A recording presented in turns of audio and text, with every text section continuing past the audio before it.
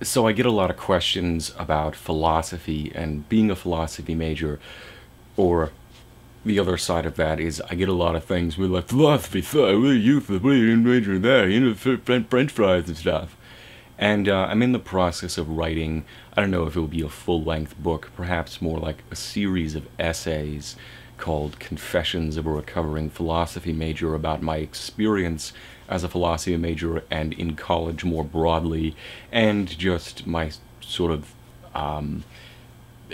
wanderings through human intellectual history or whatever. And so I suppose that there's no easy way to say whether or not somebody should major in philosophy or not. And that's probably something more involved that you'll have to read my book to find out. I mean, not because I want to hawk a book. I do. Give me your money. But no, but seriously, it's not something that you can just give a quick yes or no answer to. I think the subject is much more complicated than that, and I wouldn't waste time writing out a bunch of stuff if I didn't think that was the case. But in terms of people not understanding philosophy, I think we live in a society where we stand on the backs of ideas, and philosophy is the attempt to sort of break things down to the most fundamental ideas possible, really get to the bottom of things. I know that's sort of a quick, glossy way of explaining things, and yet a lot of people don't seem to appreciate that.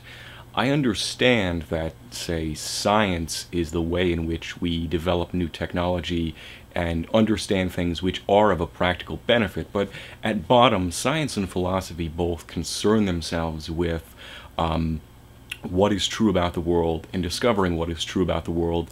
And the main difference is that science goes out and tests things empirically.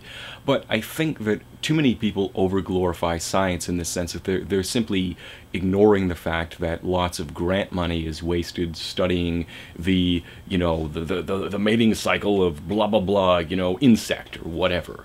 Now, that may be fascinating to people. In some abstract sense, it may advance human knowledge. But what often more people have in mind is, well, science gives us medicine, science gives us this. Well, yes, and drug companies make those medicines and sell them for profit, and often make ineffectual medicines so that they just can continually sell. And I know this. I know I'm getting this from somewhere. Was it why create a cure when you can sell lots of palliatives? I don't remember exactly where that's from, but it's not my words. Okay.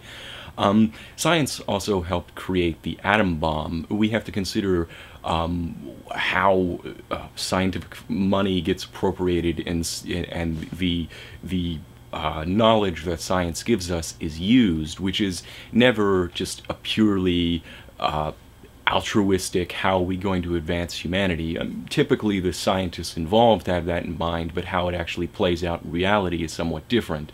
Things like the internet and many of the technologies that we have now were developed, and even medical breakthroughs were developed because of war.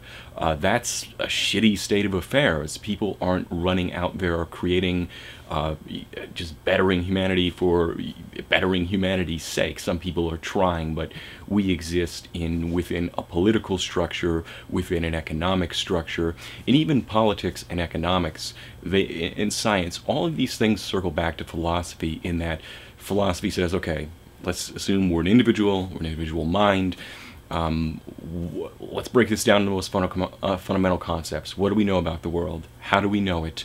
What is the nature of reality? And not all of these things are simply a matter of testing. And even when you go out and do empirical testing, you are making several philosophical assumptions. It's hilarious when people bash philosophy in philosophical terms, like philosophy, it doesn't create this or that. Well, you're assuming a certain value system in which this thing is more important than that thing, and examining value systems is exactly what philosophy does. Asking ourselves the most basic questions is the process of philosophy, and it is fundamental to every other system of thought. I'm sorry to tell you that.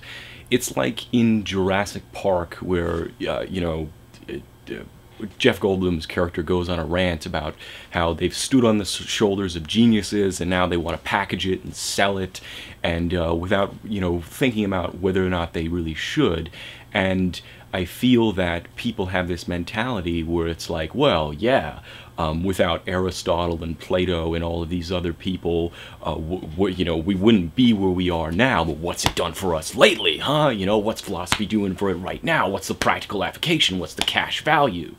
And to me, I don't even care to defend philosophy in those terms, because I just simply reject those sort of short-sighted value systems of, what can it do for us right now, Our entire political structures are based on philosophical thought, and that dictates the way your life is lived. And if you study intellectual history, you will see the value of philosophy. What it can do for us right now is really up to the people who are attempting to engage in the process. It's this I think it's a very American idea of consumerist. Well, sure, yeah, Plato and Aristotle, started science and they started all these things, but come on, right now, what's it? Instant gratification, constantly forgetting about the past. I think people just need to get over that. And if you open your mind enough to try and understand philosophy, maybe you'll be one step closer to that. Have a nice day.